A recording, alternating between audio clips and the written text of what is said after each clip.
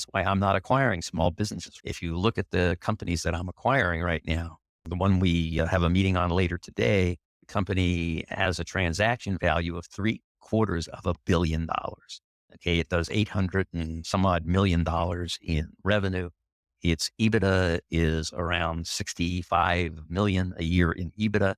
And yeah, it's a big business, but boy, it's a whole lot easier to raise money for that company than it would be to raise money for a company doing a couple of $1 million a year in sales and making a few $100,000 a year in profit. And that's for two reasons. Okay. One is you can't get anybody, lender or investor, excited about investigating a company that I want to buy only to find out they can't make any money on it because the deal's too small. Okay. The bigger the deal, the more excited everybody gets, the bigger the people you can attract into the deal, the more hunger you can create in all those people to be part of the transaction because you got a company making a ton of money. All right. Compare that to a little company, it's making a little bit of money. Nobody's getting excited, very hard to do. Then when you acquire the small business, you got very little resources in the company to handle the government regulation, to handle the high interest rates, to handle all of the things that company has to deal with. And that company doesn't have the market power to make margins, to make effective margins. So with all of the stuff that they got to contend with. And then they're down in this rat race of highly competitive marketplaces where they got to grunt out a living if they can't. Big companies, capital, they've got the market power, they've got the excitement, they've got everything you need to get everybody excited. All you need is the financial know-how of how to put the deal together.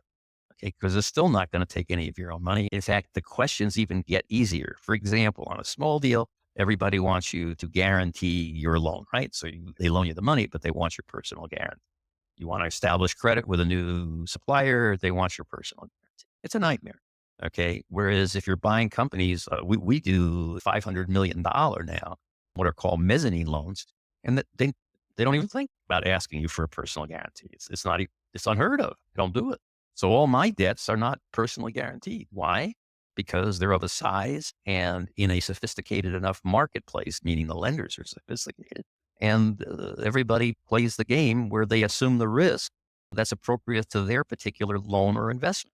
And there's an interest rate that's they charge for that. But think about this. Suppose you're buying a company where somebody's going to loan you $1 million. Look at the vetting that they have to do to decide that you're okay for that loan.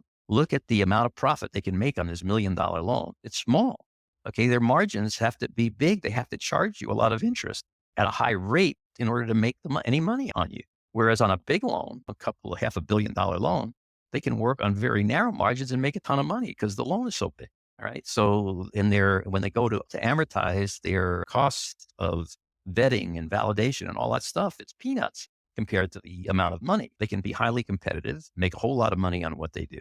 And they're very happy to do business with you if you can be sophisticated enough to present it to them properly. So bringing it back to the question is, how is government policy affecting business acquisition? Very bad because the interest rates are high. Okay. The regulations are imposing. Okay. And everything has been done to make small deals nearly impossible relative to bigger deals. So it's a policy oriented totally towards big business. So the deal that I'm trying to express to you is, if you're going to get into business acquisition, raise your sights a little. Look at how you can get into bigger deals as opposed to struggling with smaller deals. And I just want to say this, the reason people want to struggle with the small deals is because they don't think they deserve the big deals. That's for the big guys. That's for the elite. That's for whomever, not them. And it's not true.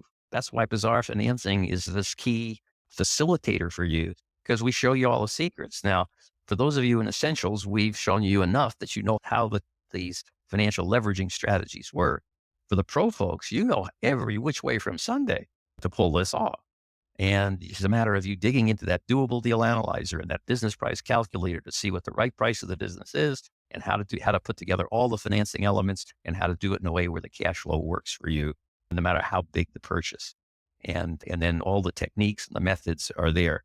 So if you're Essentials only, I do encourage you to upgrade to Pro, because you will get a way bigger ability to put together your bigger deals.